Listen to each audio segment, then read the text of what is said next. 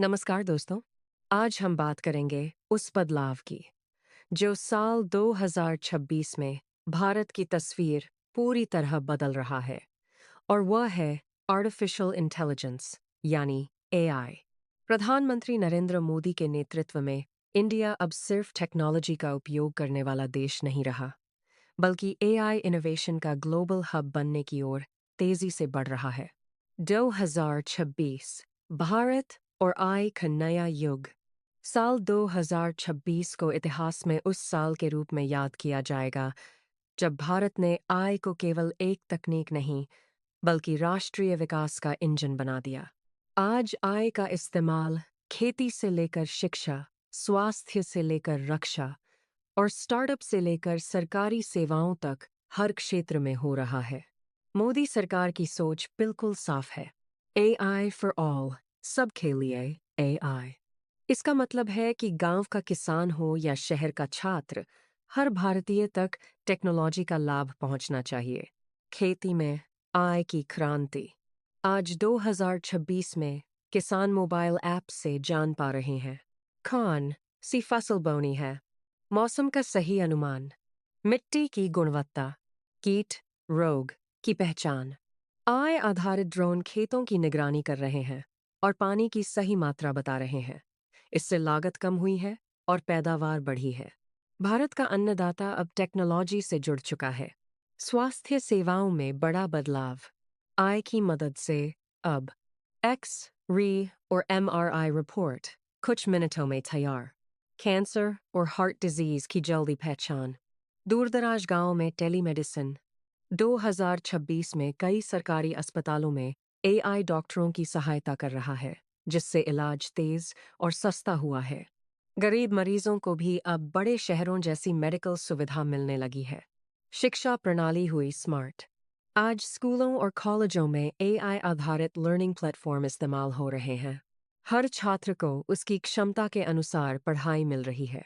कमजोर बच्चे को अलग सपोर्ट, तेज सीखने वाले को advance content. Virtual classroom, AI teacher और डिजिटल लाइब्रेरी ने पढ़ाई को पूरी तरह बदल दिया है। युवाओं के लिए नए अवसर। 2026 में आई ने करोड़ों नई नौकरियां पैदा की हैं। डेटा एनालिस्ट, आई engineer, robotics expert, cyber security professional. Modi सरकार की स्किल डेवलपमेंट योजनाओं से युवा अब फ्यूचर रेडी बन रहे हैं। स्टार्टअप इंडिया और डिजिटल मिशन के जरिए हजारों नए स्टार्टअप खड़े हो चुके हैं। आज भारत के युवा दुनिया को टेक्नोलॉजी एक्सपोर्ट कर रहे हैं। सरकारी कामकाज में आई। अब सरकारी दफ्तरों में आई चैटबॉट नागरिकों की शिकायत सुनते हैं।